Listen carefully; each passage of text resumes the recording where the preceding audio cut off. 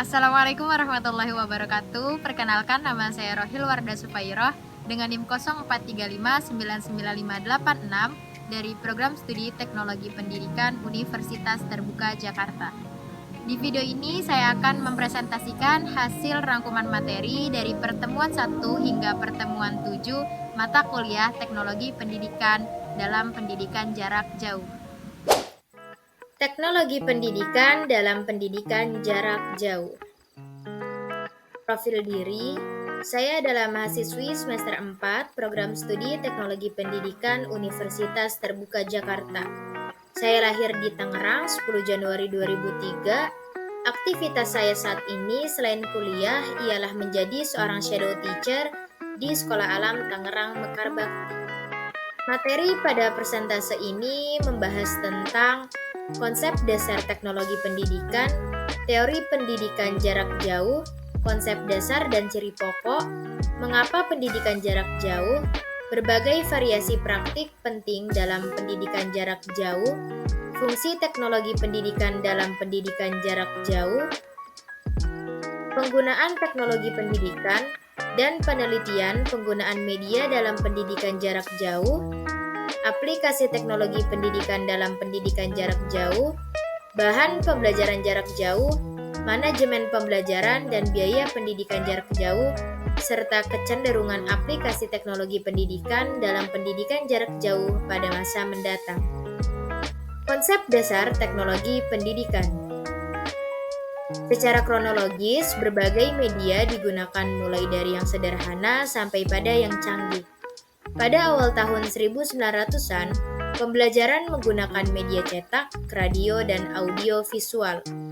Kemudian, pembelajaran menggunakan secara masif radio dan televisi pada lembaga pendidikan formal dan non-formal. Pada tahun 1960-an, pembelajaran mulai menggunakan teaching machine dan 10 tahun kemudian muncul penerapan desain pembelajaran yang membuat pembelajaran lebih sistematik dan sistemik. Pada tahun 1990-an, berkembang penggunaan komputer untuk pembelajaran interaktif dan munculnya teknologi komunikasi yang lebih canggih mengantarkan pada munculnya e-learning dan online sebagai pembelajaran berbasis internet. Konsep dasar teknologi pendidikan bila dilihat dari sejarah dan perkembangan definisinya bergeser dari waktu ke waktu. Pergeseran itu ditafsirkan sebagai perkembangan dinamis bidang tersebut karena dipengaruhi 3 hal sebagai berikut. Pertama, perkembangan atau perubahan teknologi yang digunakan dalam bidang pendidikan mengikuti kemajuan dalam dunia teknologi itu sendiri dan didorong oleh pesatnya pemasaran produk teknologi tersebut oleh para produsen. Kedua, perkembangan atau perubahan teknologi yang digunakan dalam dunia pendidikan tidak pernah meninggalkan produk teknologi yang lama tetapi tetap menggunakannya dan memperkaya dengan penggunaan teknologi yang lebih baru. Ketiga, penggunaan istilah teknologi pembelajaran atau instructional technology pada awal tahun 1970 berubah menjadi teknologi pendidikan atau educational technology pada tahun 1972 dan 1977. Kemudian istilah tersebut berubah kembali menjadi teknologi pembelajaran pada tahun 1994 dan kembali lagi menjadi teknologi pendidikan pada tahun 2008 hingga 2018. Perubahan seperti itu menunjukkan terjadinya dinamika pemikiran para pakar teknologi pendidikan dan sekaligus merupakan masa pencarian konsep yang lebih mantap tentang teknologi pendidikan dari masa ke masa. Teori pendidikan jarak jauh, konsep dasar, dan ciri pokok. Konsep dasar pendidikan jarak jauh berkembang dan berubah dari waktu ke waktu karena beberapa hal sebagai berikut. Pertama, kemajuan dan perkembangan produk-produk teknologi yang digunakan dalam pendidikan. Kedua, perubahan aksesibilitas teknologi oleh peserta didik. Ketiga, semakin besarnya variasi kebutuhan pendidikan di kalangan masyarakat. Keempat, semakin besarnya jumlah peserta didik yang membutuhkan berbagai jenis program pendidikan dan diklat. Lihat dari ragam media yang digunakan pembelajaran pendidikan jarak jauh dari waktu ke waktu menunjukkan bahwa media yang paling tua dan sederhana seperti media cetak dan audio tetap digunakan walaupun teknologi yang paling maju seperti komputer semakin mendominasi penyelenggaraan pendidikan jarak jauh. Deskripsi ciri pokok tersebut meliputi hal-hal sebagai berikut. Di antaranya, 1. Keterpisahan atau jauhnya jarak antara orang yang belajar dengan sumber belajar termasuk dengan pengajar. 2. Penggunaan media dari yang sederhana sampai yang paling canggih untuk menjembatani keterpisahan atau jauhnya jarak kedua pihak yang dimaksudkan dalam butir 1. Ketiga, penggunaan batuan belajar tatap muka dalam penyelenggaraan pendidikan jarak jauh dibenarkan namun harus terbatas frekuensinya. 4. Peserta didik dapat belajar di mana saja, kapan saja, dengan media apa saja yang dapat diakses olehnya. 5. Program pendidikan jarak jauh berbeda dengan pendidikan tatap muka dari segi strategi pembelajarannya. 6. Pendidikan jarak jauh melahirkan berbagai keahlian dalam sistem pembelajaran skala luas. 7. Pengelolaan pendidikan jarak jauh mempunyai berbagai ciri yang sama dengan pengelolaan industri yaitu bersifat massal dalam produksinya namun bersifat individu dalam menggunakan produksi tersebut. 6 teori pendidikan jarak jauh telah berkembang sebagai payung struktur logis bidang ilmu dan digunakan sebagai dasar oleh pengelolaan pendidikan jarak jauh sampai dewasa ini. 1. Teori kemandirian dan otonomi yang dibutuhkan peserta didik dalam belajar tanpa tergantung pada kehadiran pengajar. 2. Industrialisasi pembelajaran yang dibutuhkan dalam mengembangkan dan pengelola PJJ atau pendidikan jarak jauh. 3. Teori interaksi dan komunikasi yang melalui penerapannya dapat lebih menjamin terjadinya pembelajaran pendidikan jarak jauh lebih aktif dan efektif serta menyenangkan. 4. Teori belajar orang dewasa yang menempatkan pendidikan jarak jauh dapat dipadukan sesuai bagi peserta didik yang dewasa. 5. Sintesa teori PJJ yang menyatakan semua teori PJJ dapat dipadukan untuk membuat PJJ berfungsi secara maksimal. 6. Teori ekuivalensi yang penerapannya memungkinkan setiap peserta didik pendidikan jarak jauh mendapatkan kesempatan layanan belajar yang sama dan hasil belajar yang sama. Mengapa pendidikan jarak jauh? Alasan utama diperlukannya pendidikan jarak jauh antara lain 1. Pendidikan jarak jauh sebagai kebijakan pemerataan kualitas pendidikan. 2. Jumlah pengajar yang berkualitas terbatas.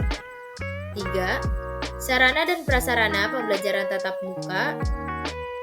4. Tersebarnya lokasi tempat tinggal pendidik. 5. Terdapatnya sejumlah peserta didik yang bekerja. Berikut adalah faktor pendorong, faktor penghambat, dan keterbatasan pendidikan jarak jauh. 1. Faktor pendorong. Berikut 3 faktor yang mendorong penggunaan pendidikan jarak jauh, yaitu laju pertumbuhan yang sangat cepat dari teknologi komunikasi seperti radio, televisi, telepon, dan komputer. Orang dewasa merasa perlu mencari bentuk pendidikan yang sesuai, dan kenaikan gaya pendidikan meningkatkan penggunaan metode pendidikan jarak jauh. 2. Faktor penghambat. Berikut 5 hambatan serius yang berhubungan dengan penyelenggaraan pendidikan jarak jauh.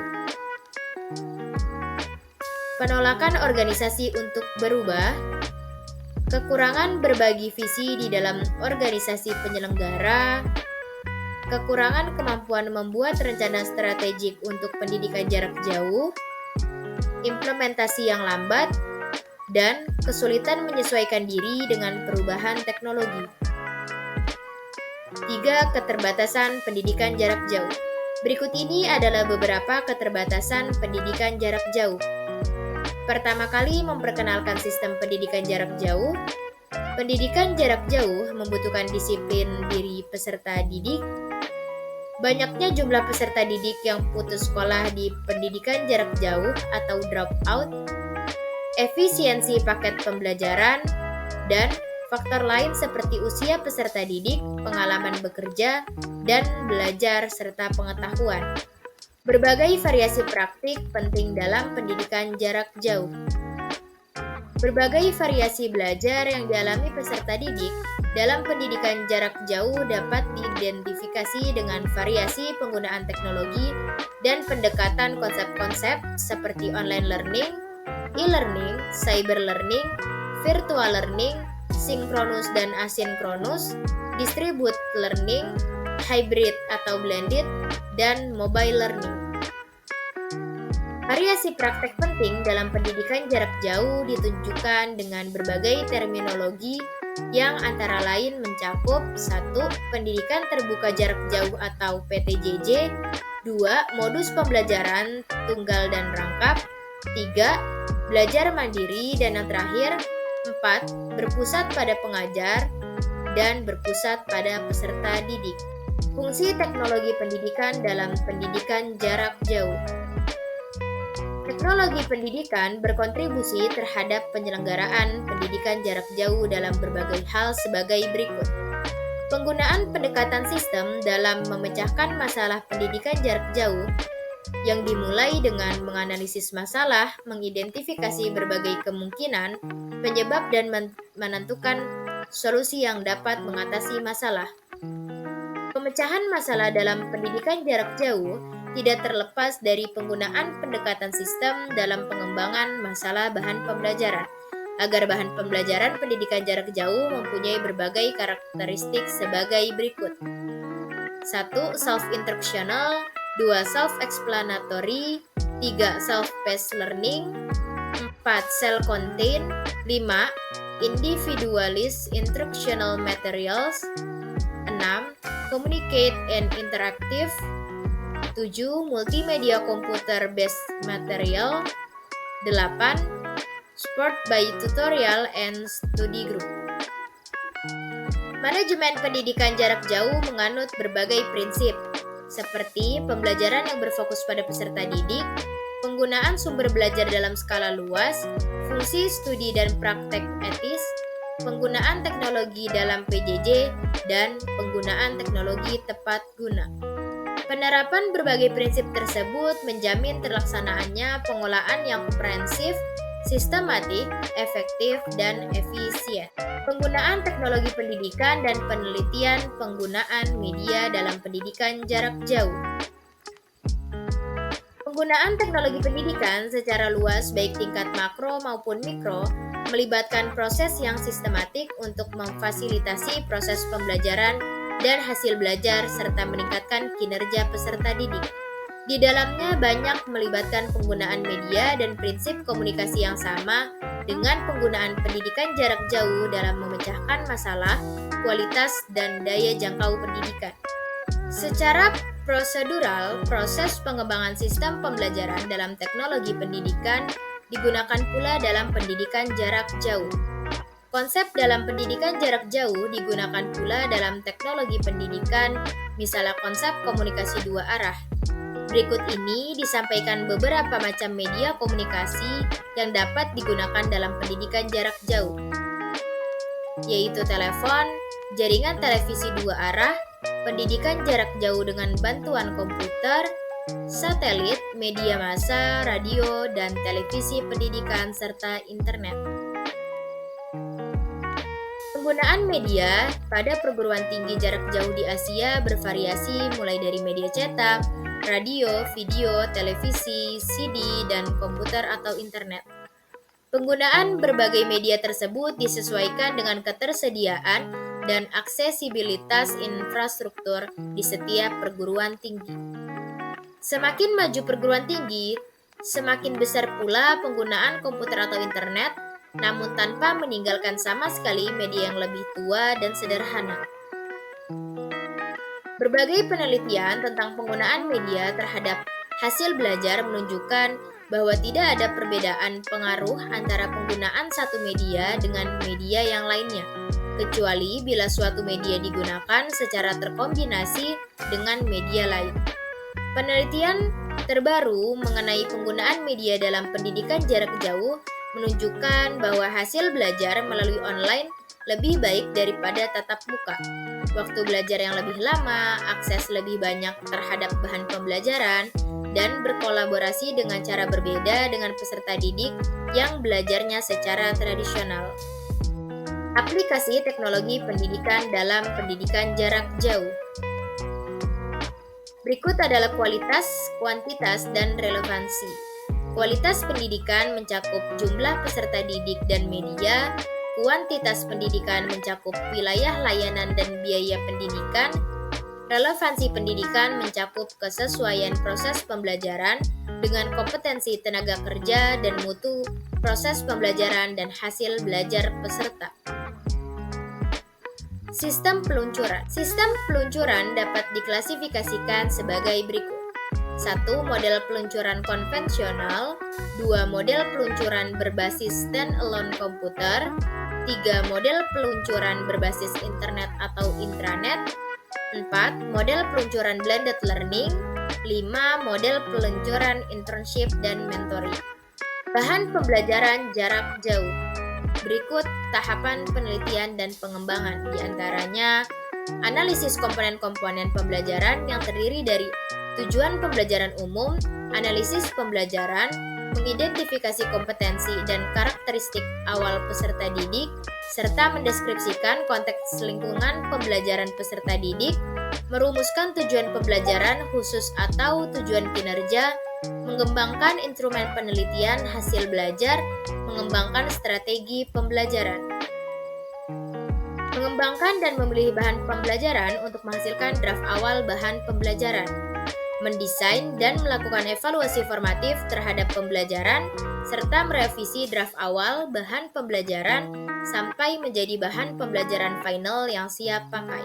Berikut adalah 3 konsep yang paling penting dalam penilaian hasil belajar, yaitu validitas adalah konsep yang mengacu pada ketetapan satu set tes dalam mengukur tujuan pembelajaran yang dimaksudkan untuk diukur. 2. Reliabilitas adalah konsep yang menunjukkan konsistensi satu set tes dalam penilaian hasil belajar.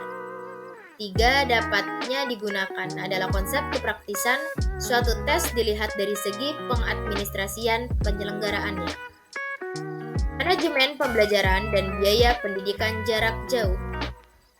Sebagai suatu sistem pendidikan jarak jauh mempunyai berbagai subsistem yang berintikan subsistem dasar yang terdiri dari peserta didik, proses dan strategi, interaksi pembelajaran, penilaian, sertifikasi, dan akreditasi serta lulusan yang kompeten. Subsistem dasar tersebut didukung oleh seperangkat subsistem utama yang terdiri dari kurikulum yang relevan, bahan pembelajaran bermedia, layanan peserta didik, infrastruktur teknologi komunikasi, fungsi administratif dan akademik, dan sistem jaminan kualitas. Subsistem utama ini sangat menentukan pencapaian sistem secara keseluruhan, yaitu lulusan yang kompeten. Bagian terluar dari sistem pendidikan jarak jauh adalah suprasistem yang terdiri dari berbagai kebijakan di luar kewenangan penyelenggaraan pendidikan jarak jauh. Walaupun posisi suprasistem berada di bagian luar sistem pendidikan jarak jauh, namun pengaruhnya sangat besar dan seringkali fundamental bagi penyelenggaraan program pendidikan jarak jauh, karena mau tidak mau sistem pendidikan jarak jauh harus menyesuaikan dengan perubahan pada suprasistem. Manajemen bahan pembelajaran secara keseluruhan terdiri dari tahap persiapan, tahap pengembangan, tahap reproduksi, dan tahap distribusi. Khusus tahap reproduksi dan tahap distribusi, bahan pembelajaran melibatkan 4 kegiatan, yaitu reproduksi, penyimpanan sementara, pengepakan, dan pengiriman. Berbagai negara, baik negara berkembang maupun negara maju, telah menyelenggarakan pendidikan jarak jauh karena 2 alasan utama, yaitu hemat biaya dan dapat menampung sejumlah besar peserta didik yang lokasi tempat tinggalnya tersebar di seluruh negeri, bahkan sampai ke luar negeri. Berikut adalah efisiensi biaya pendidikan jarak jauh, meliputi beberapa hal sebagai berikut.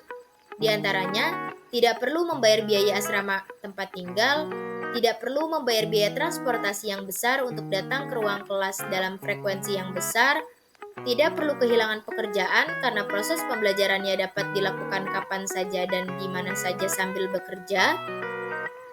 Kecenderungan aplikasi teknologi pendidikan dalam pendidikan jarak jauh pada masa mendatang. Aplikasi teknologi pendidikan dan pendidikan jarak jauh pada masa mendatang akan terkait semakin erat, bahkan membuat kedua bidang itu terbaur dalam pelaksanaan berbagai fungsi pendidikan. Fungsi-fungsi tersebut meliputi peningkatan kualitas dan daya jangkau layanan pendidikan, intensitas sistem pembelajaran mandiri, penggunaan teknologi dan multimedia yang tepat guna, penerapan desain pembelajaran untuk mengembangkan bahan pendidikan jarak jauh, penerapan konsep belajar menurut kecepatan belajar peserta didik, dan pengembangan sarana pembentukan pribadi yang positif. Untuk memenuhi kebutuhan peserta didik dan variasi akses internet, bahan pembelajaran pendidikan jarak jauh perlu dibuat secara bervariasi, yaitu konvensional, blended learning, dan fully online. Ada 3 generasi sistem pendidikan jarak jauh, yaitu generasi pertama, kedua, dan ketiga. Generasi pertama mencakup korespondensi, media cetak, radio, kaset audio, video dan televisi, kantor pos, dan umpan balik yang lambat.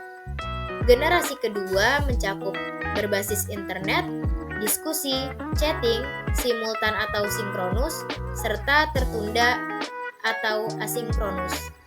Generasi ketiga mencakup berbasis teknologi tingkat tinggi, robot sebagai media komunikasi dan penyedia bahan pembelajaran, dan kemampuan berpikir tingkat tinggi. Cukup sekian video yang saya buat, semoga bermanfaat. Wassalamualaikum warahmatullahi wabarakatuh.